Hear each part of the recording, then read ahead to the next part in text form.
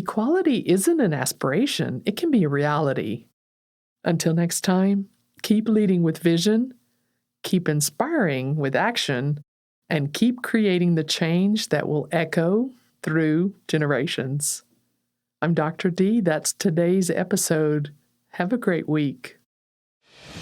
Thank you for tuning in to Chief of Party to Chief of Party, Success in Your First 90 Days, your go-to source for insightful, actionable guidance that can shape the success of your project. Let's continue to drive change and create impact, one USAID-funded project at a time.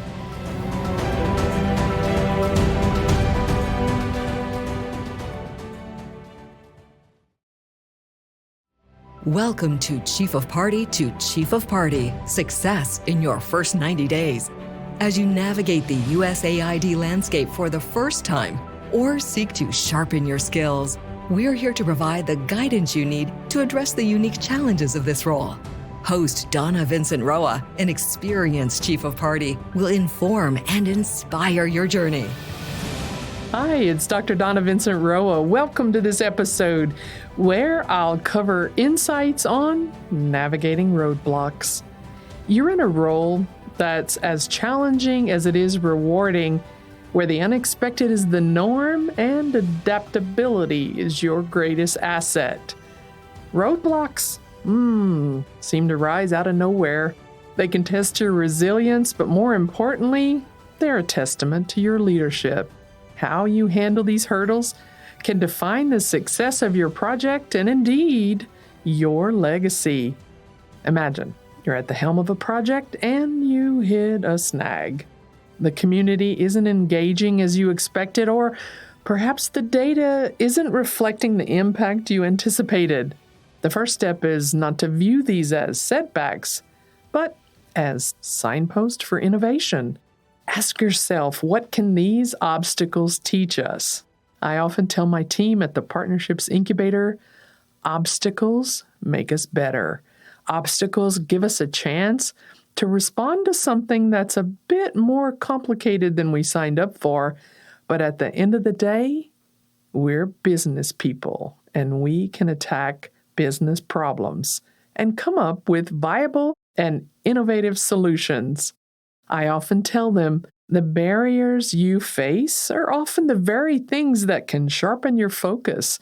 They can compel us to look closer, to think deeper, and ultimately to collaborate more creatively. And sometimes this is where innovation arises. When a community isn't engaging, for example, don't just question the community, question your approach. Is there some kind of cultural nuance that you've missed? Did you miss a local voice that should have been heard? This isn't merely about finding a workaround, it's about finding the way forward. Sometimes you're going to have to pivot, and that's okay.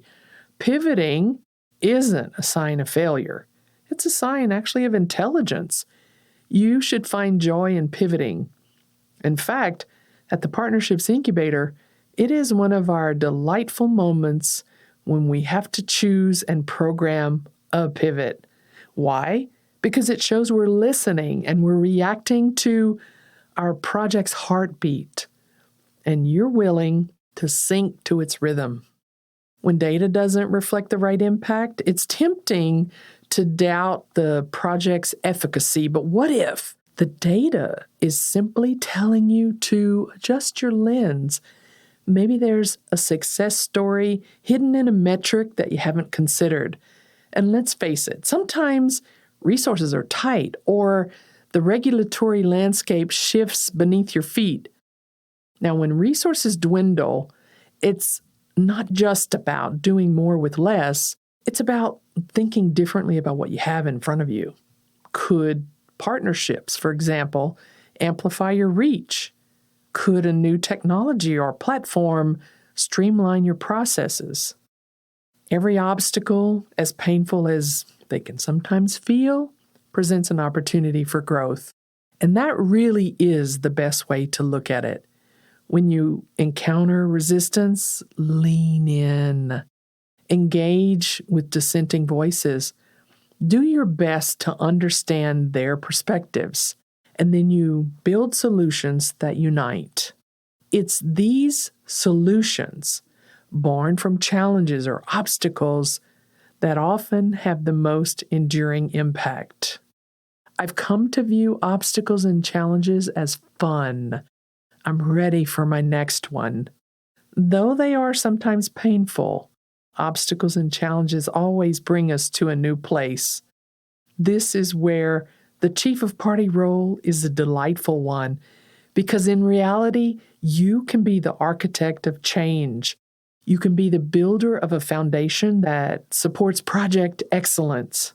Obstacles, challenges, roadblocks. They force us to formulate strategies that are robust and resilient and responsive. As you lead, don't be afraid to share the stories of these challenges and the story of how you've overcome them.